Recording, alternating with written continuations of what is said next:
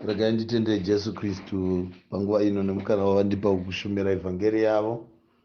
Ndoda kuremekedza nyasha dzatakawanirwa naKristu, nyasha dzatakapiwa ndiye Kristu pamusoro peupenyu hwedu, pamusoro pekurasika kwedu, pamusoro pekuva kwedu vanhu vanga vasingaverengwi. Zvino tiri vana nokuda kwaJesu Kristu uyo watakapiwa kuti atidzikinure nomutengo mukuru weropa rake rakadeuka paCalvary. Regai ndirumbidze Mwari, ndinzwe kufara ndichikwazisai kwose kwose kwamunondinzwa muri, ndichiti Jesu ngavakudzwe.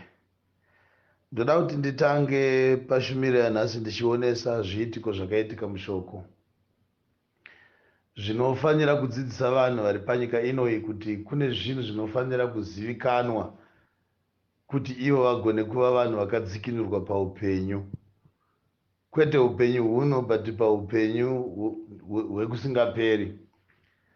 Saka uchaona kuti shoko raMwari pamwe pacho raitaura mumadimikira, pamwe pacho rainyotaura muzvirawe, pamwe raitaura mumadhirama aiitika.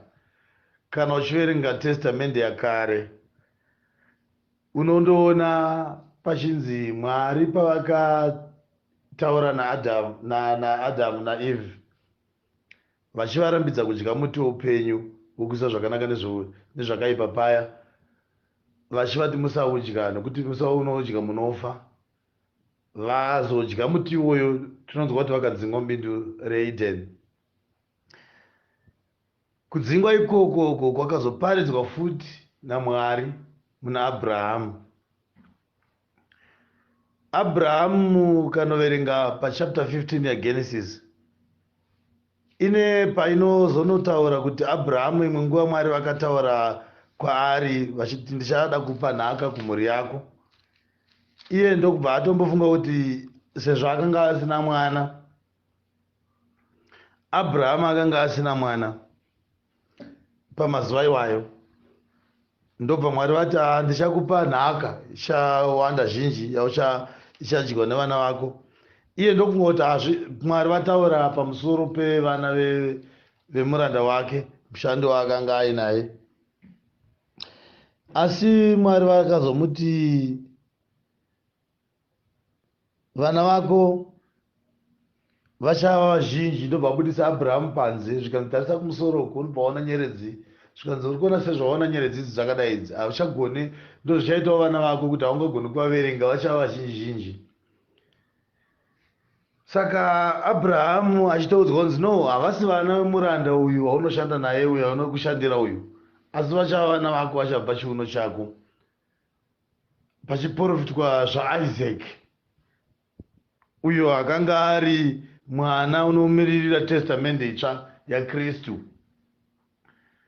Ukatarisa zvakanaka uchaona kuti panozonzi naMwari kuvhesi 13 yaGenesis chapter 15 iyeyo, asi uzive kuti vana vako vachazova vatorwa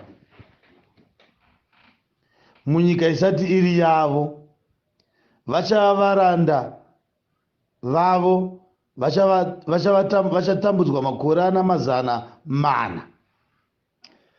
Mwari ndokubva vatozotaurira Abrahamu zvikanzi iwewe Abrahamu, kana wazoita vana ivavo, vana vako vachaitwa vatorwa kunyika isiri yavo, kureva kuti Israeri yaizofanirwa kuenda kunyika yeutapwa kwainoita varanda for 400 years. Asi kana makore iwayo, ukaverenga vhesi 14 kuti asi makore iwayo kana achinge apera, asi ndichatonga rudzi urwo rwavachashumira, pashure vachabudapo nepfuma zhinji. Saka uchaona kuti Israeri yakaprofitwa, Mwari vachida kuratidza dhirama redzikinuro yevana vavo. Vanoratidza kuti Adhamu paakabviswa mubindu wakadzingwa akasava chinhu pamberi paMwari, zvirava kuti paakatadza wakabuda mupurezenzi yaMwari, wakava chinhu chisina basa, wakava chinhu chisina urongwa naMwari pamazuva iwayo. Kubudiswa kwake mubindu reEden, kutokandirwa kunze kune imwe nyika, zvinoreva kuti Adhamu wakanga abviswa mupurogiramu yaMwari, wakanga asina chekuita. Adhamu wakanga aine chekuita, ndiye akanga atadza iye mweya wake. zvino uyo akanga asara akanga asingachagone ndiye akaiswa kunyika iyo yakanzi uchadya zveziya nei, nokuti wakaiswa pasi peutapwa kuti amboita muranda. Saka panapa Abrahamu achiuya ndobva Mwari vatanga futi kuparidza evhangeri yavakanga vamboparidza muna Adhamu, yekuti iwe Adhamu pauri kubuda mubindu umu uchienda kunyika iyo, tarirawo iwe nemudzimai wako muchandotambudzika, mudzimai ucharwadziwa nokubata mimba, uyu nyoka uyu uchazokuvadzwa nechibereko chomukadzi. Akachitaura izvozvo kuchapter 3 Genesis. Asi panapa pachapter 15 pari kunzi Abrahamu, Mwari vakuda kudzosera futi drama iroro vachirionesa pachena, because pavakatanga kumboriita vamwe havana kurinzwisisa kuti kubviswa kwaAdhamu mubindu kwakakonzerwa nokudhisobheya Mwari, ndobva aiswa kunyika yeutapwa, because akabvisirwa glory yakanga iri paari, kubwinya kwaMwari kwaisigara maari ndokwakabviswa, ndobva asara ari useless, akasara angoriwo munhu asina chaanobatsira. Ndobva amborashirwa kunze uku. Kunze ikoko kunonzi akanga akunzi ngaazvishandire, ngaazviitire ega zvinhu zvaanoita zvinobva musimba rake. But remember kuti Adhamu asati atadza akanga asingabuditsi ziya kuita zvinhu, wairarama maringe nezvaapiwa naMwari. Mwari ndovaya provider wake. Asi panapa ari kunzi wamira semurume wada kufanana naMwari, so unofanira kumbonogara kunyika. But kunyika ikoko akanga amuranda, nokuti uku kwaakanga agara kwekutanga uku Adhamu akanga asiri muranda, akanga ari Adhamu aigona kumira achitorawo mukana, nokuti zvinhu zvose zvinonzi zvakatumidzwa mazita naAdhamu. Zvino ndiye akanga ari bosi wezvinhu zvose zvakanga zviri mubindu, asi paakabviswa mubindu wakatanga kuva muranda. Saka panapa pana Abrahamu pachapter 15 Mwari vari kuonesa futi kuti ndicharatidza futi dhirama iri zvakanaka rekuti imimi kunyange manga mambosarudzwa kuti muve vanhu vangu, but nokuda kwezvakaitwa nasekuru wenyu, zvakaitwa muropa renyu, zvakaitwa mumweya yenyu, imimiwo futi ndichada kuparidza nemi mhari dzekuti vose vakambobuda pamberi pangu muna Adhamu vakafa imomo vanofanira kumbodzokera kuutapwa. Saka vakatorwa vana vaAbhurahamu vose kubudikidza nokuendeswa kwakaitwa Joseph kunyika nyika yeKenani yeIjipita. Paakaendeswa ikoko paina vakoma vake, tozoona kuti vose vaIsraeri vakandopambwa vakandogara ikoko zve 400 years vari varanda, vachisiya nyika yavo yeKenani, nyika yakanga yakanaka. Zvinoda kuti Mwari wakavabudisa munyika yakanaka ndokuvaisa munyika yavatorwa ikoko vaindoshandiswa senhapwa. Ndoda kutaura nyaya yekubuda, ndiri kungotaura nezvayo panapa. Ndiri kutaura nyaya yekubuda kubva murufu uchipinda muupenyu. Zvinoitwa sei? Munhu angaziva sei kuti iye zvino pandava pano ndabuda kubva murufu? Because munhu wakafa muna Adhamu. Saka pari kubviswa Israeri kubva kunyika yayo yayakaberekwa ichiendeswa kunyika inoratidzwa naMwari, kunyika yeuranda, pari kuparidzwa mharidzo yorufu, because chafa chinokandwa kunyika yevafi. Adhamu wafa, wakabudiswa munyika yavapenyu muEden, ndokuiswa kunyika iri kunze, kunyika isinei netariro yavapenyu. Abrahamu ndobva aoneswa dhirama iroro vari munyika yeupenyu, ndobva vanzi zvamaita izvo zvakanga zvakaita nyika bva kutanga kuti maererano muri munyika yenyu, but kutadza zvakunoita kunokubvisai munyika yenyu, kukuendesai munyika yeuranda. Saka Israeri pairi kuenda kuIjipita inondogara ko 400 years, but vakazogaramo vakabudamo vane 430 years. That is according to bhuku ukanovhura bhuku ya Exodus chapter 12 ukaverenga zvakanaka uchanzwa kuti kubva kuvhesi ya2 kuchapter 2 ukaverenga iyoyo kunana 23 vhesi uchidzika uchaona panonzi Israeri yakazoti yachema nokuda kwaFarao wakanga aiswa ipapo. Vakanga vane makore anenge 430, ivo vakanga vaprofitirwa 400, but vakazoita mamwe 30 pamusoro penguva yekugara kwavo munyika yeIjipita, munyika yeuranda. Saka ndoda kutaura nyaya yekubuda kubva murufu tichienda muupenyu, tichitarisa dhirama irori rekuti Israeri yakabviswa panzvimbo panyika yayo ikaendeswa munyika yeutapwa yeukai, kuti kutestamende yakare kana kubva kareko vanhu vaiverengwa kuti vanhu vaMwari, vanhu vaizivikanwa kuti rudzi runodiwa naMwari, kwaienda information yaMwari chete, kwaingova kwaIsraeri. Mamwe marudzi ose hakuna wakanzwa inzwi raMwari, hakuna wakambowana chiprofita kana wakawana mweya waMwari wokuprofita wakadzika kurudzi rwevanhu vakanga vasiri vana vemba yaIsraeri. Saka vanondogara 400 years vari munyika yeutapwa, dzichimiririra kana kuti kuchiitiko chichimiririra kubva muupenyu muchienda murufu, muchienda muisolation yokuraswa naMwari. Vakambogadzikwa kuvanhu vaifanira kunge vari varanda vavo ndo vakambovatonga, meaning kuti munhu asiri muna Mwari, asiri muevhangeri yaKristu anoitwa nhapwa nezvivi, anoitwa nhapwa nenyika, anoitwa nhapwa nokuipa kwose, anoitwa nhapwa yadhiabhurosi namachinda ake. Zvinozotorera nyasha nengoni dzaMwari kuti munhu iyeye awanirwe futi nyasha dzokudzikinurwa. Saka Mwari pavakataura apa vachiti 400 years, vari kutaura kuti after a certain period, inonzi probation time, yekuti pakaiswa pakuedzwa, pakuteswa, kuti ivo pachezvavo pamwe zvichida vakarangaridzwa nokuitwa nhapwa munyika isiri yavo, Israeri ichachema zvidembe pamusoro paMwari kuti Mwari vagotuma chinhu, vagotuma muripo unoringana zvivi zvavaIsraeri kuti Israeri idzoserwezve kuupenyu. Saka uchaona kuti Egypt iri kuparidza testamende yakare, testamende izere noutapwa, testamende inoitisa vanhu vose vari mairi nhapwa, testamende inoitisa kuti vose vari mukati mayo havasi vadyiwe nhaka, vanongori varanda zvavo. Because kana uri kutestamende yekare unoda kudzikinurwa neropa ramatsiro ramakondobwe, neropa rose remhuka dzaingourayiwa, but dzisingagonezve kukudzikinura idzo mhuka dzacho, neropa racho raisakwanisa kudaro. Saka zvaitwa ikoko zvaingoitwa on temporal basis, zvichingoitwa kwechinguva icho, but zvisingagone kuseva munhu permanently. Saka Ijipita iri kurepresenta the Old Testament, but tine imwe nyika iri kuzotaurwa naMwari yavanofanira kuzobudiswa kuIjipita vachidzoserwa kuKenani. Kenani iyoyo ichimiririra testamende itsva, ichimirira nyika yakavambwa naMwari kugadzirirwa vanozoteerera Mwari, vanenge vabayirwa chibayiro chinoringana Mwari, ndo vanofanira kuenda kunyika yaKenani kwavanonogara ikoko nokusingaperi, kuri kunzi kune uchi konzi nomukaka.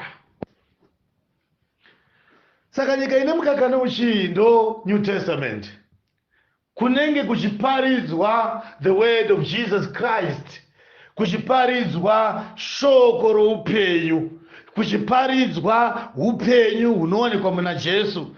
But kuti vabude munyika yeIjipita kuenda kunyika yakatarwa yeKenani, panofanira kunge paine chimwe chiitiko chinofanira kuitika pakati apa. Panofanira kunge paine kuripwa, panofanira kunge paine kubhadharwa, panofanira kunge paine kubhadharwa mhosva dzaivava vakambenge vari vatapwa. But chaenda vanhu kuutapwa inyaya dzekuti vakatadzira Mwari. Mwari ndokubvovaisa maoko avaranda vavo kuti ivo vazive kuti kana vachinge vatadza kuwirirana Mwari, kana vachinge vadisobeya Mwari, vanoiswa pamaoko avaranda vavo kuti vaziviswe kuti Mwari voga ndo vanogona kukuchengetai, uye Mwari voga ndo vanogona kurwirai mumaoko wakaipa.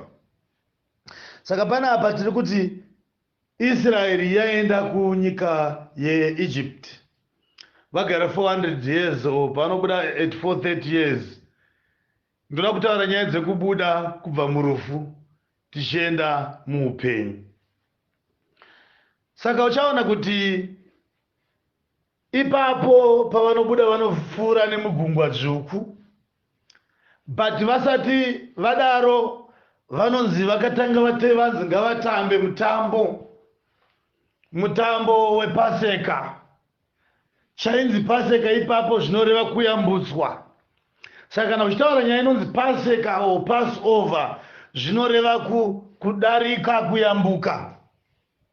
Saka chainzi Passover chacho chii? Chainzi Passover chaifanira kuyambuka kana chaifanira kudarika rwaiva rufu. Saka Mwari vanotanga vataura naMozisi naAroni, vanoti kuna Mozisi naAroni, taura navana vaIsraeri kuti mumwe nomwe wavo ngavabate, ngavanditambire mutambo. But paitaurwa mutambo waitambwa negwayana raifanira kunge ratorwa riri gore rimwe chete risina mhosva uye riri mukono risina charinopomerwa, raitorwa nezuva regumi romwedzi waAbhibhi, rogara mazuva anenge mana, rozobayiwa nezuva regumi-nemana, raonekwa kuti harina chipomerwa. Mamazuva kubva pazuva regumi kusvika pazuva regumi-nemana aiva mazuva ekutariswa kwegwai.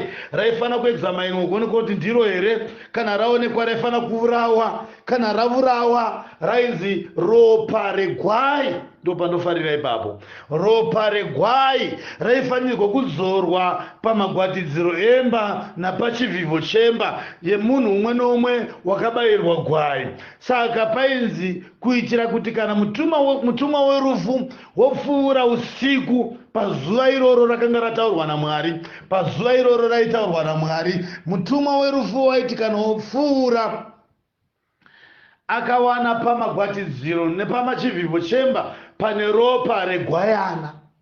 Nditeere zvakanaka, pari kunzi ropa regwai. Iyoyi rega ndite kuverenga zvakanaka kuti mumwe munhu abatsirike naye kuna Exodus chapter 12 pamusoro peropa regwai irori, nokuti ndinotaura nyaya dzekubuda kubva murufu uchipinda muupenyu. But ukasachenjera unogona kufunga kuti uri mupenyu iwe wacho usiri mupenyu. Ukasanzwisisa zvakanaka process inoita kuti munhu ave mupenyu, unogona kufunga kuti iwe uri mupenyu iwe wacho usiri mupenyu. Ukaverenga Exodus chapter 12 inoti, zvino Jehovha wakataura naMozisi naAroni munyika yeIjipita akati, mwedzi uno unofanira kuva mwedzi wokutanga kwamuri, unofanira kuva mwedzi wokutanga wegore. Taurira kuungano yose yavaIsraeri muti nomusi wegumi womwedzi uno mumwe nomumwe ngaatore gwayana achiverenga dzimba dzamadzibaba avo, mhuri imwe neimwe ive negwayana rayo. Kana mhuri iri duku vasingagoni kupedza gwayana, ivo navagere pedyo neimba yavo ngavatore rimwe rinoringana vanhu.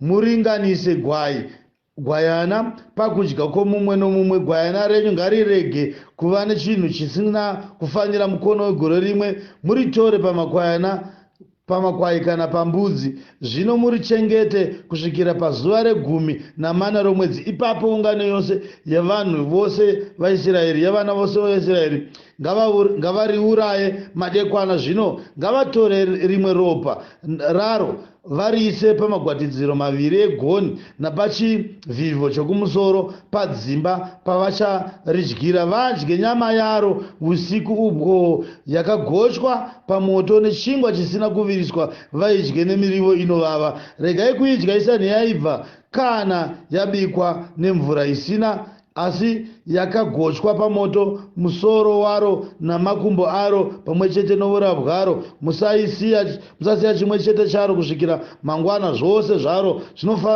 zvinosara kusvikira mangwana muzvipise nomoto.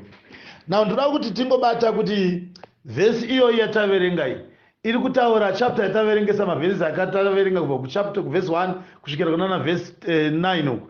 Pari kutaurwa, pane pazonyatsotaurwa zvakanaka kuti uri kunzwa here kuti gwai ranzi ropa regwai, nyama yaidyiwa nevana vaIsraeri. Zvichireva kuti apa pagwai iri chaidiwapo chaiponesa haisi nyama yegwai. Gwai raitodyiwa nevacho vari kuda kuponeserwa negwai, but chaiponesa vanhu, chaisunungura vanhu ava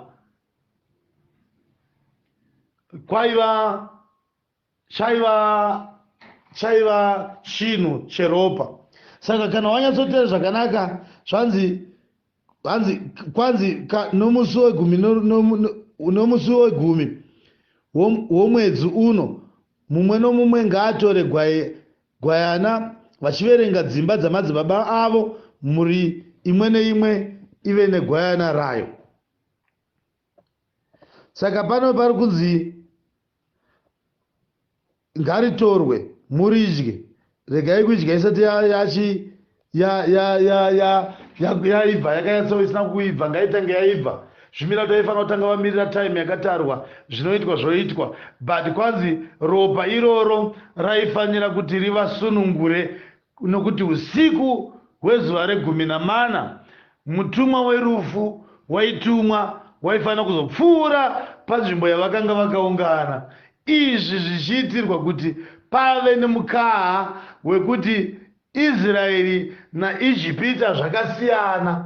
Ijipita haina kuparidzirwa ivhangeri nokuti kumazuva mashure kwese Mwari vaitaura pachena kuti toda kuita dambudziko rechakati. Israeri yobva yati tichaita izvo zvavana Aroni naMozisi vachiita, ukuwo Ijipita yobva yati tinozviitawo. Mukakanda tsvimbo tokanda tsvimbo pasi, zvematatya tinogona kuzviitawo, zvemvura tsvuku yose togona kuzviitawo zvese. But musi wavakanga vakuda kubuditsa vana vavo munyika yeIjipita, Mwari vakandotaura neIsraeri chete zvisina kumbobvira zvanzwikwa neIjipita. Saka meseji yekuponeswa kwevanhu hainzwikwe nevanhu vose. Meseji yekusunungurwa kwevanhu ine vanhu vasingainzwe, because Ijipita yakavanzirwa meseji iyi. Dzimwe dzese vaidzinzwa, dzekuti Mwari vakuda kuita matatya veinzwa, Mwari vachaita kuti muve nenhunzi vaidzinzwa. Dzese dzakanzwika matambudziko ose aunoverenga the 10 plagues dzakaitika kumashure vakanga vachidzinzwa kusvikira Eseri Manechi zvese zvavakazvinzwa. Asi iyi Mwari havana kutaura naIjipita, vakataura neIsraeri. Saka ipapapa ndiri kuti panodudzira kuti meseji yekuponeswa kwevanhu vaMwari haiudzwe vanhu vasinei naMwari, inongoudzwa vana vaMwari.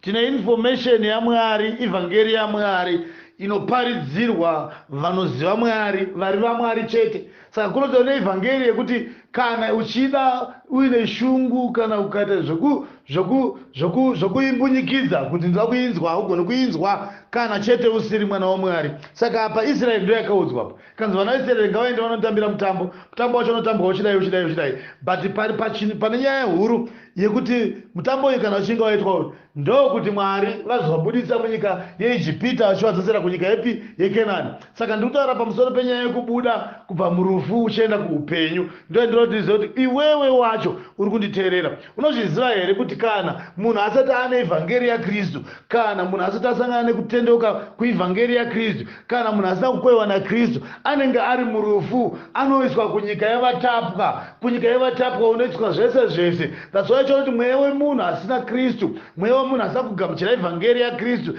unodzungaira, because unoitiswa nhapwa kunzvimbo yaunofanira kungochitonga. Iwe ndiwe unenge uri muranda ikoko. Saka tine vanhu vazhinji vamwe vanotoungana vachiti tiri kuungana tichitori vatendi, vachiti takatendeuka tikatenda, but kukanovaona vakaungana unoziva kuti vanhu ava vari kuitiswa nhapwa nevaranda vavo.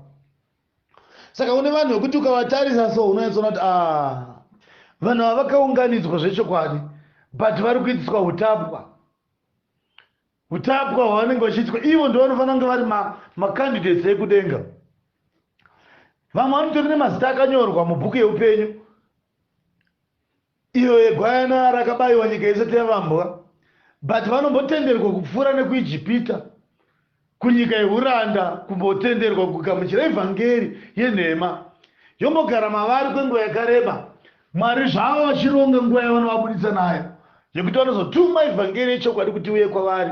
Kana vachinge vaitumirwa iyoyo vovhurwa, vobudiswa mairi, voendeswa kuivhangeri yechokwadi. Saka Mwari vakaparidzira Israeri vakati chinozokuponesai pamuchauraya gwai, muchaisa ropa pamagwatidziro napachivhivho chemba, ipapo mutumwa werufu kana achiuya. Ndinoda kutaura pamusoro peinonzi Passover, because ndiri kutaura nyaya dzekumutswa, nyaya dzekuponeswa kubva kurufu uchienda kuupenyu. Saka chinonzi Passover hachizi nyaya yekudya chingwa, yekubika chingwa vanhuungana vodya chingwa. Inyaya yekuziva pavakayambutswa neakavayambutsa neakavasunungura, zvekuzodyawo chingwa. Yovo imwe nguva yekuita uri muenzaniso kana dhirama, but kudya chingwa chabikwa usingazivi vhangeri rechokwadi, usina kutendeuka pavhangeri raKristu wechokwadi, zvakangofanana nekutamba nemvura usina chekugeza nacho. Saka unoona kuti pane munhu anogona kutamba nemadhaga iye asina kana chekuzoti kana apedza pamadhaga paya woenda kunogeza. Ndo zvakaita munhu anenge achidya chingwa chinonzi ndicho muviri waJesu nekunwa mukombe unenge uchinzi ndiwo muviri waJesu, iye wacho asingazivi Jesu Kristu uye asina kuparidzirwa ivhangeri yaKristu, asina kugara atendeukira kuivhangeri iyoyo. Saka iye anoiparidzirwa kana asina kumbobvira akaitenda, hazvibatsiri kuti adye chingwa kana kunwa dhiringi achinzi ndo muviri uyu ndo muviri, iri ndo ropa. Zvikadaro anenge achingotamba nemadhaka pasina mvura. Saka vanoponeswa neshoko raKristu vanoponeswa pakuti vanenge vagamuchira ivhangeri yaJesu, voponeswa, vodzikinurwa kwairi, vadzikinurwa kuivhangeri, vadzikinurwa kuurombe hwekubviswa muivhangeri dzenyika, munyaya dzevanhu, voendeswa kuivhangeri yaKristu. Ivavo vaendeswa kuivhangeri yaKristu ava ndo vanofanira kupupura nyaya yeropa regwayana, because gwayana parakabayiwa pamuchinjikwa, mutumwa werufu aiti kana apfuura kwaIsraeri waiwana, nokuti zvinonzi neusiku ihwohwo mutumwa werufu uchapfuura padzimba dzose dzose. Kana achiwana pamagwatidziro pasina ropa, pachafiwa pamba ipapo. Nokuti pachafiwa sei? Nokuti panozivikanwa kuti hapana chakafirwa ipapo. Zvoreva kuti kana paine pamagwatidziro paine ropa, nepachivhu paine ropa, zvoreva kuti panozivikanwa kuti panapa hapagone kufiwa futi, because panotone ropa, pane chakafira musha uno kare. Ndo inonzi Passover, chaifanira kuyambuka ipapo ideath. Rufu rwaitiza rwaiyambuka kuenda mhiri, ruchisiya musha une ropa riri pamagwatidziro napachivhivho, nokuti ropa iroro regwayana rairipresenta ropa raJesu Kristu. Zvoreva kuti vose vakatengwa neropa, vakatenda kuropa raJesu nekugospel raJesus Christ, vanodarikwa nedeath iyo yakambenge iri muna Adhamu ikapinda muvanhu vose, because atenda kuivhangeri anomuka. Kana achinge amuka haachagone kuurawa nerufuzve rwechipiri kana pachizouya inonzi judgment yokupedzesera. Vose vakatenda kuropa vanosunungurwa neropa, nokuti vanoonekwa kuti pamagwatidziro avo pakazorwa ropa napazvivhivo zvemba dzavo. Saka vose vaitenda, vanotenda kuivhangeri yaJesu, vabuda murufu vachienda muupenyu. Vose vakatenda kugospel raJesu Kristu vabuda murufu vachienda kuupenyu. Saka ipapapa ukaita zvokutamba ukasanzwisisa zvaunotenda, unogona kutofunga kuti uri mupenyu iwe wakafa, because chinomutsa munhu ivhangeri yaJesu, chinomutsa munhu kutenda kuivhangeri yaKristu Jesu. But hazvigoneke manje kuti munhu atende kuivhangeri asina kunzwa, uye hazviite kuti munhu ati ndaakwaKristu iye asina kumboparidzirwa Kristu. Saka ipapapa panofanira kutoziviswa, vanofana kuzvivheta kuti inini pandakati ndakutendeuka ndakanga ndanzwa chii chaicho chandakamboinge chakanditi nditizosvika pakuti ndakutendeuka. Because kune mumwe anoti akaona vanhu vachiprofitana, akanzwa kuti pamba apa pabatwa chikwambo, pamba apa musha uyu pabatwa zizi, obva anoti mabatirwo aitwa mazizi aya, regai ndipfugame, regai ndigamuchire nditi ndatenda ndiwe kuivhangeri. Munhu akadaro haana kutenda kuivhangeri yaJesu, because ivhangeri yaJesu haitendwe nemashiripiti. Haigoni kuiwa kwairi nokuti waona mashiripiti achiitwa, haiwiwe nokuti ndakaona ngana achinyengeterwa akapora, kana kuti aiva nemurwere wedu kumba akanyengeterwa akapora. Saka isakabva tatongoti taakutendeuka. Vanhu vanotendeuka, vanogamuchira kuivhangeri, vanogamuchira ivhangeri yamboparidzwa kwavari. Saka hazvigone kuti munhu ati ndakatendeuka nokuti hama yangu yakaporeswa pakereke apa, hama yangu yakaporeswa pagungano iri, saka ini ndakabva ndatomouya ndikabva ndati ndaakutendeuka. Kana wakadaro so hausati wagamuchira ivhangeri yaKristu. Unofanira kutendeuka nekunzwa ivhangeri yezvakaitwa naKristu kuupenyu hwako. Panapa ndiri kuti Israeri ichida kubuda muIjipita yakatanga yadeurirwa ropa, because kuIjipita ndokwayanga iri nhapwa, ndokwayakanga yagadzikwa yakafa. Saka yakuda kuenda kuupenyu yaifanira kutanga yafirwa neropa. Panapa ropa robhadhara mhosva yavo. Kana vachinge vabhadharirwa mhosva ndopavaizonzi vakuita Passover. Death ndoinoita Passover, mushinda werufu anoita Passover, kureva kuti vaiyamutswa kubva kurufu vachienda kuupenyu. Saka haugoni kunditaurira nyaya dzokuti wakatendeuka, ende haugoni kunditaurira nyaya dzokuti wakatenda. uyo wakangopfugama kana wakangoitwa zvawakaitwa uchingoti iwe wakangotenda chete zvinhu zvisinei neshoko, as long as uchiziva kuti iwewo pawakati ndatenda, wakatenda nokuda kwekuti wakaona hama yako yakanga ichirwara, yakanga yanyengetererwa ikapora, kana kuti hama yako yakanga ichirwara, yakanga yasunga vanhu ukati izvi zvaitwa apa zvandishamisa, regai nditi ndatenda. Kutenda ikuku kunenge kusiri kutenda, because kutenda kunofanira kunge kuri kuchiuya nekuparidzirwa ivhangeri yaKristu Jesu. Saka izvozvo zvinoitika sei? Ndachiti inini pari kutaurwa nyaya dzekuti Israeri yakabuda muIjipita ichienda kuKenani. Vhangeri, kutendeuka, kubuda mune imwe life, kubuda mune imwe dispensation uchienda mune imwe dispensation. In other words, hazvigone kuti munhu ati ndakatendeuka, ati ndakatenda asina kumbobvira akanzwa ivhangeri inosiyana nezvaakambenge akanzwa. Zvichireva kuti kana ndakakurira mumhuri muchiitwa mabirane nemamwe mabhindauko aitwa imomo, ndinomirira muparidzi weivhangeri yaJesu ouya utanga aparidza ivhangeri. Kana ivhangeri ichinge yataura mandiri, zvoreva kuti ini ndakwevewa naKristu, ndochiti uyu Kristu aparidzwa apa ndinomuda we, ndiye wandaa kutenda kuivhangeri yake. Unotanga wanzwisisa zvakawira Kristu nezvaakaita kuupenyu hwevanakomana wemarudzi ose ari pasi pezuva. Iwe kana uchinge wazviziva kuti newewo uri included, wazvitenda kuti Jesu Kristu ndiye mwanakomana waMwari, ndiye akaroverwa pamuchinjikwa nokuda kwezvivi zvako, akakudzikinura kumatambudziko ehondo dzerufu dzawakanga wapinzwa nokuda kwadhiabhorosi muna Adhamu, iye akakudzosera zvekuupenyu nokumuka kwake kuvakafa, iye akadzokera kuna Baba, ndiye mupenyu, achadzokazve kutora kereke yake. Iwe unoda kuti uve mwanakomana waMwari pamwe chete naye, ukatenda kuivhangeri iyi, ndokunonzi kutendeuka, but hazviitwe kune asina kumboiparidzirwa. Saka uchaona kuti John chapter 5 verse ya 4, John chapter 5 verse ya 4 tautaura nyaya dzekuti haugone kutenda kana kuti haugone kurarama usina kumbobvira waparidzirwa ivhangeri. Unofanira kuti usvike pakubuda kunonzi kutendeuka, kunonzi kutenda kuivhangeri, zvinoreva kubva murufu uchienda muupenyu. But unobuda sei murufu? Unofanira kuzviziva kuti position yandakatsika nenzvimbo yandinorarama ndiri, nezvandinoita, nezvandinotenda kwazviri, zvinoisa kurufu. Ndoda ivhangeri kuti iparidzwe kwandiri. Saka anoda kutendeuka, anoda kutenda kuivhangeri yaJesu, haaite izvozvo asati anzwa the true gospel of Jesus Christ. Because kana ukaona vanhu vachinzi vanyengetererwa vakapora, iwe ukafunga kuti ndaakudawo kungana navo, hauna kutendeuka, nokuti hauna chaunotenda. Kutenda kunongouya nekunzwa, but kwete kunzwa nyaya dzose, kunongofanira kunge munhu achinge anzwa shoko raJesu Kristu. Saka vhesi ya 24 ya John chapter 24 verse chapter 5 verse 24 inoti, zviro kwazvo ndinoti kwamuri, unonzwa shoko rangu nokutenda wakandituma, uno upenyu husingaperi, hauyi mukutongwa, asi wabva murufu waenda muupenyu. So uri kunzwa here kuti munhu wese anotenda the gospel of Jesus Christ, kuti Jesu Kristu wakauya sei, ndiye here wakabayirwa paCalvary, ropa rake rikadeukira vanhu vose vanotenda. Vanhu vose vanotenda vakawana upenyu through iye. Watenda kuivhangeri yakadaiso anobva anzi hauyi kukutongwa naJesu Kristu, but Jesu Kristu anobva ataura achiti ari kubva murufu achienda muupenyu. Saka uri kuona here kuti between death and life, pakati apa panofanira kunge paina Jesu.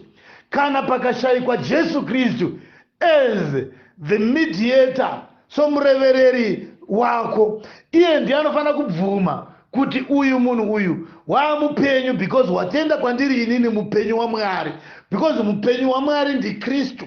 Saka anotenda kuivhangeri yaKristu nokutenda kushoko raJesu, wabuda murufu achienda muupenyu. Anobuda sei? Because Jesu Kristu ndiye murevereri wesungano itsva. Saka zvaari murevereri wesungano itsva, anenge ari pakati paMwari navanhu. Saka kana ari pakati paMwari navanhu, anobva kuna Mwari oiswa kuvanhu pakati apa. Vanhu ndo vanobva uku kwavari uku votenda kuti uyu Jesu Kristu mwanakomana waMwari mupenyu wekumusoro, uye ndiye anodeurirwa ropa rake pamusoro peupenyu hwedu.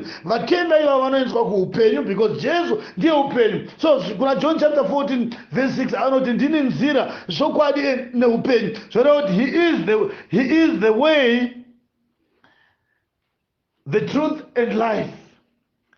Saka kana achinzi ndini nzira, chokwadi neupenyu, zvoreva kuti vatenda kuna Jesu Kristu, vadeurirwa ropa naJesu, vanoti ropa raJesu rakapfuura rematsiru, rakapfuura remakondobwe. Saka taane ropa rinotaura kupfuura maropa ose. Tatenda kumurume uyu, tatenda kwaari, vabviswa murufu vachiendeswa kuupenyu. Saka vaHebheru chapter 12 verse 24 panobuda pachinzi, anoti nokuna Jesu murevereri wesungano itsva, nokuropa rakasatswa rinotaura zvakanaka kupfuura raAbheri. So Jesus is the mediator of the New Testament. Ndiye testator wesungano itsva. Saka zvitaro zvesungano, muridzi wayo anoipupurirwa nayo, anopupurira kutestamende ndiKristu. Saka haugone kuti wakatendeuka, haugone kuti wakatenda usina kumbobvira wakanzwa ivhangeri riri pamusoro paJesu, kuti Jesu chete hakusi kukuparidza Jesu, kutoziva kuti Jesu Kristu, kuziva the cause, the reason yakauyira Jesu, nekuti wakatumwa nani, akaitei muupenyu hwevanhu, vapi newe here, iwe unozvibvuma here izvo? Kana uzvitenda kuti Jesu Kristu wakaita izvo muupenyu hwako, akamuka kuvakafa, ndiye futi akadangwe ravapenyu, iwe unotenda kuti through iye uchamutswawo futi kubva kurufu rwako pamwe chete naye. Saka ukagamuchira izvozvo ukati ndatenda kuivhangeri, ndokunonzi kutenda. Izvozvo hazviitwe manje, munhu akanyarara. Kunonzi kutenda hakungomuka munhu achinzi ndatenda. Ndakaona vanhu vazhinji vachiunganidzwa vachinzi vatenda, vasambobvira vataura kuti vakatenda. Kutenda hakuitwe nemunhu asingatauri. Munhu wese anotenda kuivhangeri anofanira kupupura nemuromo wake. Hatina ivhangeri inonzi vanhu ngavatende vobva vanzi ngavanyarare. Saka kana Jesu ari murevereri, Timothy anonyorerwa tsamba na Paul ari kujeri, achiti ku 1 Timothy chapter 2 verse 5, nokuti kunongovana Mwari mumwe chete nomurevereri mumwe chetewo pakati paMwari navanhu, ndiye munhu Jesu Kristu. Saka uri kuona here kuti without Jesus, without believing in Jesus Christ, munhu haagone kutaura kuti mupenyu. Hanzi naJesu kuna Johani achinyora, uyo unotenda wakandituma nekutenda mashoko angu nekutenda ivhangeri yangu, wabva murufu achienda muupenyu, hauye kukutongwa. Why usingaendi kujudgment kunotongwa? Because iwewe hausi accused. Say usisiri accused because somebody akakubhadharira fine yechivi chako. Saka kana uchingobhadharirwa mhosva yawaita, ucharambi uine mhosva. Saka vanotenda kuivhangeri yaJesu Kristu vanotenda kuti isusu we are no longer sinners because mhaka dzedu dzakabhadharwa paCalvary naJesu Kristu. Saka vanosumuka vachikonfema izvozvo nokuda nekutenda kwemiromo yavo. Hazvigone kuti munhu atenda akatenda kuivhangeri yaJesu Kristu asi asina paakapupura kuti Jesu Kristu ndiye Ishe. Saka uchanzwa Jesu achichema kuvaRoma achiti kuchapter ya 10, hama dzangu, kuda kwomwoyo wangu nokukumbira kwangu kuna Mwari pamusoro pavo ndiko kuti vaponeswe. Saka Paul ari kuchema achiti vari kuti ndiko kuti vaponeswe vaIsraeri ivava.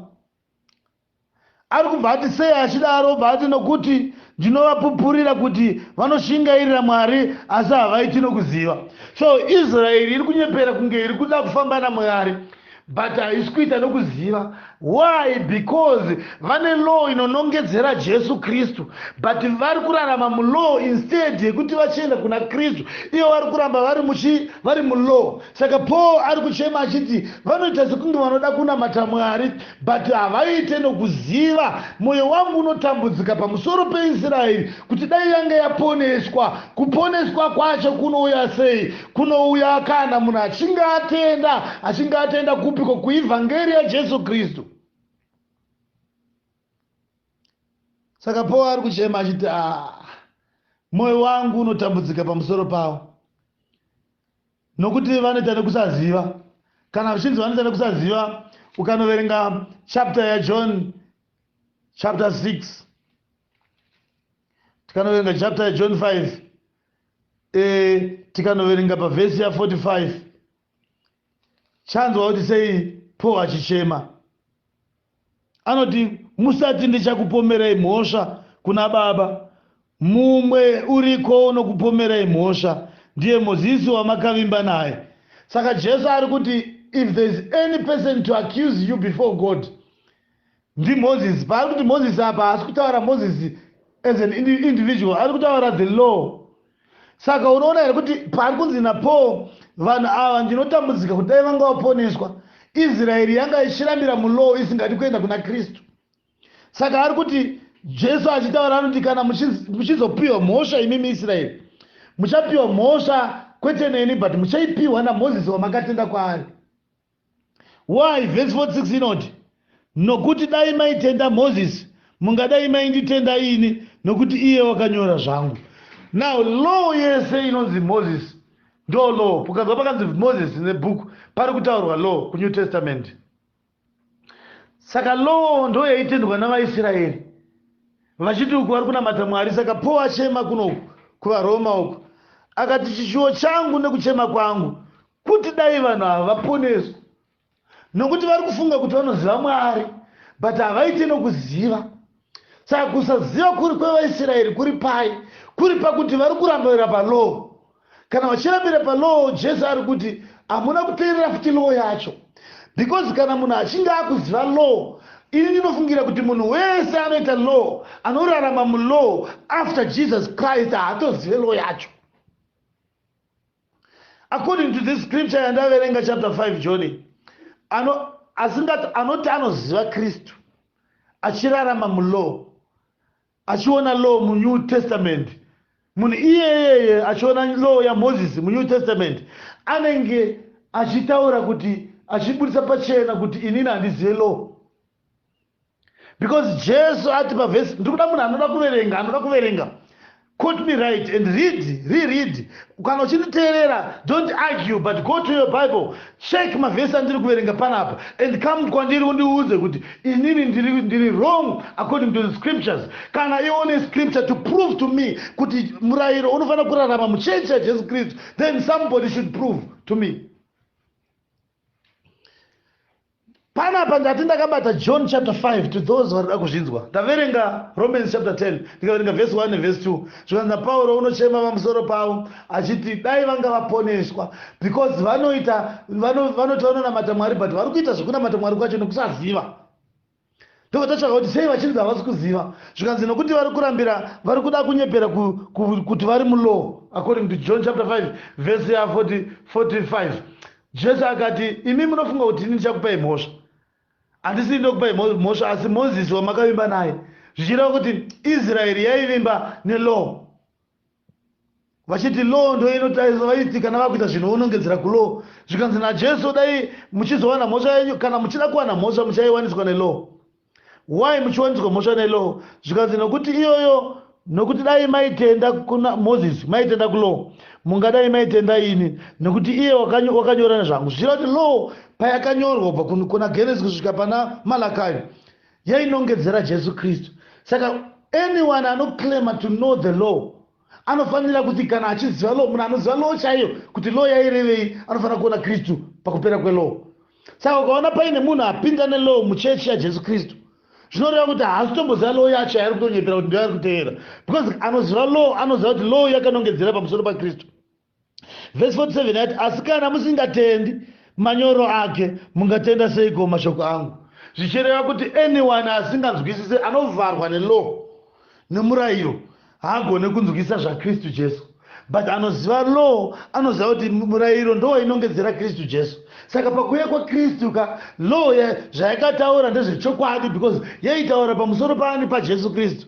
Saka vanhu vanofanira kubuda kulaw votoenda kuna Jesu Kristu aitaurwa nezvake. Because zviri kutaurwa kuna Galatia chapter 3 verse 23 panapa pari kunzi naJesu naPaul ari kuti kare taiva pasi pemuperekedzi. Verse 23 asi kutenda kusati kwasvika taichengetwa pasi pomurayiro, takapfigirwa nokuda kwokutenda kwaizoratidzwa. Zvichireva kuti munhu akararama under law munguva yajesu kristu ari kuparidza kuti jesu kristu haana kuuya, uye ari kutaura kuti zvaitaura murayiro zvacho haazvizive, according to John chapter 5 verse 45 to 47. Zvonzi saizvozvo murayiro wakanga uri muperekedzi wedu kutiisa kuna kristu kuti tiruramiswe nokutenda. Saka kana murayiro aiva muperekedzi wedu kutiisa kuna kristu, saka kristu zvaakasvika tinoramba tichifamba nomuperekedzi here?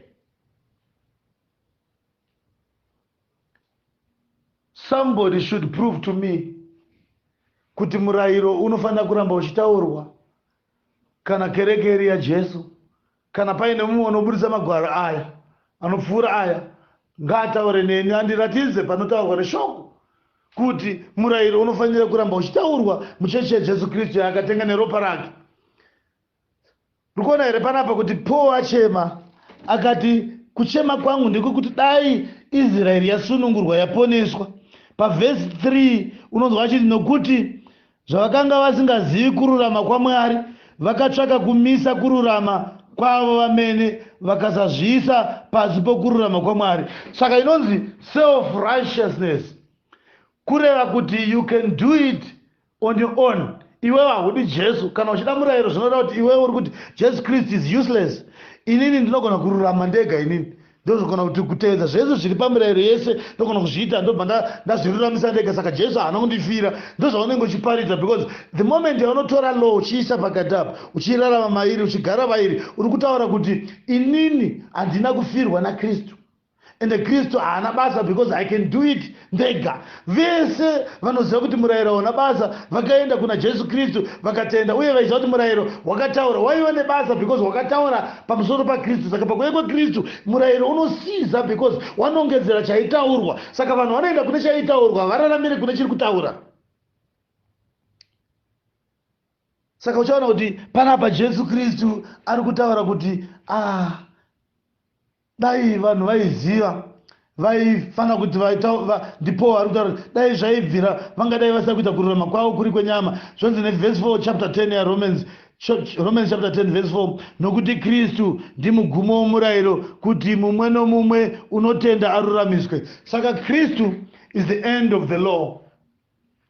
Kristu ndimugumo womurayiro. How? Because murayiro, according to John chapter 5 verse 45, 46, 47, Jesu ati kana vanhu vachipiwa mhosva vangapiwa mhosva naMozisi, ndivo vavaimba naye, because dai vaitenda kuna Mozisi vangadai vakatenda kuna Jesu Kristu. Why? Because Jesu Kristu wakanyora pamusoro pezvake Jesu, Mozisi wakanyora pamusoro pezvaJesu, zvichireva kuti law inofanira kunongedzera vanhu kuna Kristu. Kana Kristu achinge asvika, law inofanira kutaura kuti uyu ndiye wataitaura nezvake. Vanhu vobuda kulaw voteera akanga achitaurwa, because law haina kugona kutaura. Saka Jesu Kristu paanosvika anobva aita the end kumurayiro, ndiye anobva aita mugumo wemurayiro. Murayiro unobva wapera because Jesu Kristu ndiye akufanira kuteererwa.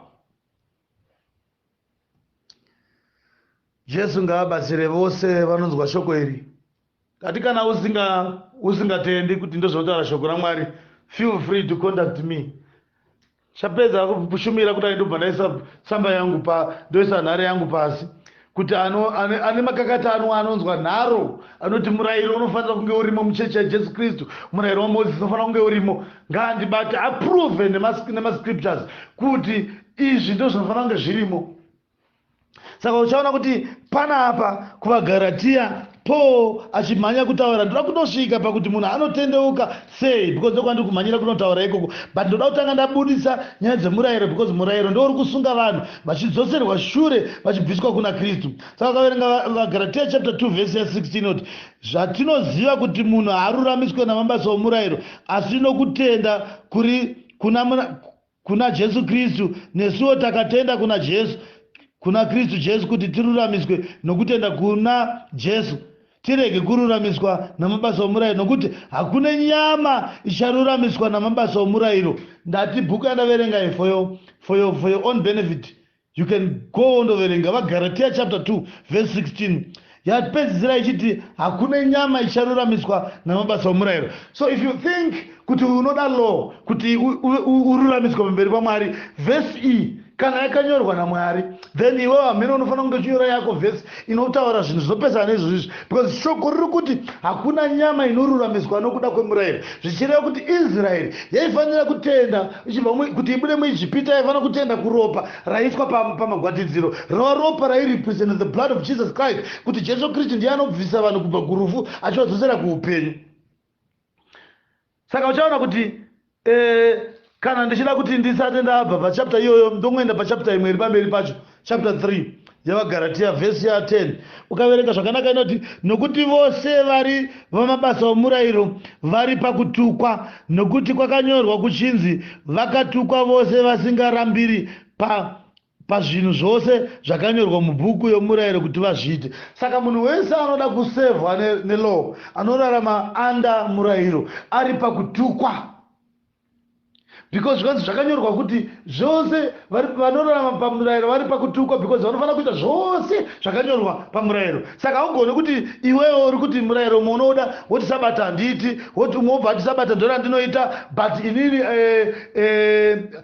zvimwe zvacho handina basa nazvo. Saka haugoni kusarudza zvaunoda pamurayiro. Kana uda murayiro unofanira kuita murayiro wese. Haufanira kunge uchipfeka hembe yamavara maviri, yemakalazi maviri, because iwe unenge uchida murayiro. Saka kwanzi vari pakutukwa vanhu ivavo vese vanonyepera kuda murayiro, because murayiro hauzi hwani, mirayiro yakawanda. Saka haugoni kuidonongodza yese ukaita ukaigona. Saka uchanzwa kuti even Peter akataura kuchapter ya 15 yamabasa aapostoli, akuti ndikutaurire pachena kuti haugoni kujustifyiwa nelaw. No matter how much you want to be justified by law, haina painombofaka kusunungura, because law hainambobvira yakasunungira chero hwani munhu kubva kuna Genesis kusvika izvino. Ndosaka Kristu wakaunzwa kuti asunungure vanhu pamusoro pekutadzirwa ikoko. Saka ukaverenga zvakanaka uchanzwa Peter achiti amira navo, anoti pavhesi ya 7, Acts chapter 15 verse 7, zvino nharo huru dzakavapo. Petro akasumuka akati kwavari, varume hama, munoziva kuti kubva pamazuva akare Mwari wakandisanangura pakati penyu kuti vaHedheni vanzwe shoko reevhangeri nomuromo wangu vatende. Zvino Mwari muzivo mwoyo wakavapupurira akavapa mweya mutsvene sesu. Haana kutsaurira pakati pedu navo zvaakanatsa mwoyo yavo nokutenda. Naizvozvo zvino munoidzireko Mwari muchiisa pamitsipa yavadzidzi joko rakanga risingagoni kutakurwa namadzibaba edu kunyange nesu.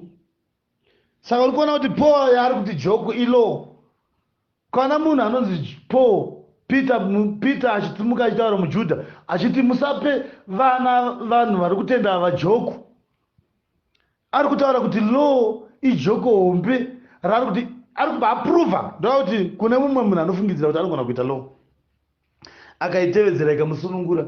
Peter ataura pana pakati madzibaba enyu kureva vaIsraeri vese vanga vasingagoni kuita law iyi, because dai vaigona kuita dai vasina kutumirwa Kristu vaingoruramiswa kane law, but law yakanga isingagoneke because yakanga chinongedzera Kristu pakuuya kwake yazadziswa. Saka law haichashande. Saka ugone kuramba uchiti ndoda kuita zvemurayiro. Saka Paul ari kuti kuvaRoma zvikanzi vana vanonyepera kuita sekuti vanoziva zvamwari, but havagone kuita zvamwari wacho nokuti ivo vanoita nekusaziva. Achiti ndoda kuti ndivaonese kuti murayiro ndo mugumo Kristu ndiye mugumo womurayiro. Saka vhesi 5 chapter 10 yavaRoma inoti nokuti Mozisi unonyora achiti munhu unoita kururama kunorebwa nomurayiro uchararama nazvo, asi kururama kunobva pakutenda kunoreva kudai, usati mumwoyo mako ndianiko uchakwira kudenga ndiko kuburusa Kristu, kana ndianiko uchaburukira kwakadzika ndiko kubudisa Kristu kuvakafa.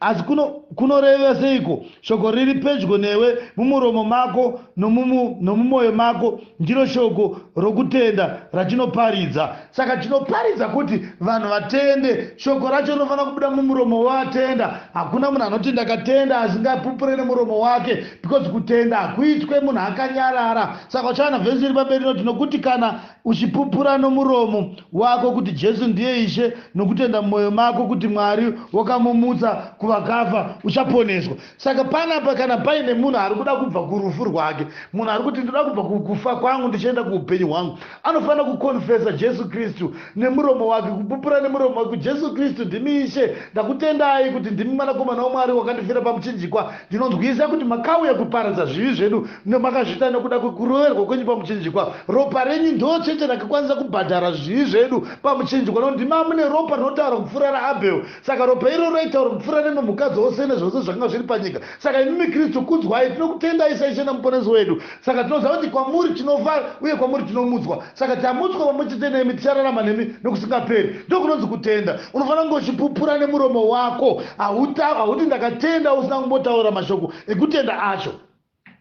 Saka zvanzi munhu anofanira kutenda nemwoyo, ndokupupura nemuromo, iye akadaro anobva aponeswa. Saka kana munhu achida kupona anofanira kumbowana nguva yanopupura nemuromo wake. Kupupura hakusi kunyengetera, kupupura kutaura kuti Jesu Kristu ndimi Ishe, ndinokutendai, kutotenda kwaari kuivhangeri yake. But izvozvo hazviitwe usina kuparidzirwa ivhangeri yaJesu Kristu. Saka uchaona vhesi 10 inoti nokuti munhu unotenda nemwoyo ndokururamiswa. Munhu kana akatenda nemwoyo anenge achiruramiswa, unopupura nomuromo ndokuponeswa. Saka kana paine munhu asina kumbopupura nemuromo wake kuti Jesu Kristu ndiye Ishe uye ndinotenda kuivhangeri yake nokuti wakandifira pamuchinjikwa, akadzikinura ini pazvivi zvangu, akandiita mupenyu kubva kurufu rwangu, ndiye akamuka kuvakafa, akadzokera kuchigaro chorudyi rwaMwari, iyeye ndiye achatimutsa pakupedzisira. Munhu asingapupuri nemuromo wake pazvinhu izvi haagoni kuti akaponeswa. Saka kuti uzive kuti hauna kuponeswa, unenge uchiziva kuti hauna, kana usina kuita process yandikutaura panapa, kana usambobvira wakanzwa ivhangeri yaJesu ukatendeuka kwairi, haugoni kutaura kuti panotaurwa vanhu vakaponeswa kuti ini ndiri munhu akaponeswa. Kana ukatendeukira kuti hama yako yakanga yaprofitwa pakereke yawakaenda kunoungana, zvoreva kuti iwewe wacho hauna kutombobvira waponeswa, wakangoona vanhu vachiita drama ukabva wapinda, because kuponeswa kwemunhu kunogona kuitwa nen'anga. Saka hazvirevi kuti munhu akaponeswa nen'anga ukatenda kuti n'anga yaponesai wobva watoti ndatendeuka ndawa Kristu. Munhu anoita waKristu anoita waKristu chete kana achinge atenda akapupura nemuromo wake. Vhesi 11 inoti nokuti rugwaro runoti ani naani unotenda kwaari haanganyadziswi, nokuti muJudha nomugiriki havasiyani, nokuti mumwe ndiye Ishe wavose, wakafuma kuna vose vanodana kwaari. Zvino pavhesi 38 nokuti ani naani unodana kuzita raShe uchaponeswa. Saka haugone kudana kuzita rawo usina kumbobvira wakatenda. Saka kana munhu achiti ndakatenda asina kumbobvira atenda kuzita raJesu, hapana kuponeswa kuri paari.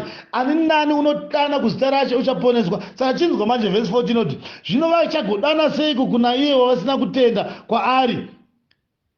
Hazvigoneki kuti munhu uti ndiri kunyengetera kuna Kristu, iwe wacho usina kumbobvira wataura kuti unotenda kuna Kristu.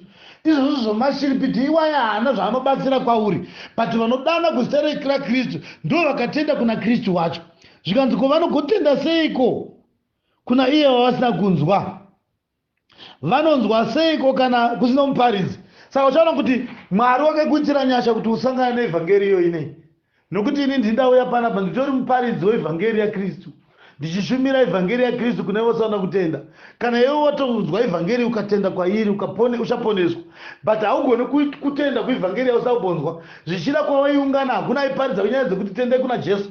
Vanhu vaingokuudza kuti unganai nesu, uyai kuchechi kwedu. Vamwe vaitaura kuti uyai panapa tizodai so, vamwe vaitaura vasai vatungamiri vechechi, vamwe vaitaura vasai vatungamiri vaprofita vavo, vachidaiwo mukatenda panapa muchaponeswa. Ese masai waya haaponese vanhu, nokuti Jesu Kristu chete ndiye akapiwa chitanda chokuponesa vanhu. Saka kana usina kutenda kuivhangeri yaJesu haugoni kutaura nyaya dzokuponeswa. Zvikanzi vachaparidza seiko kana vasingatumwi?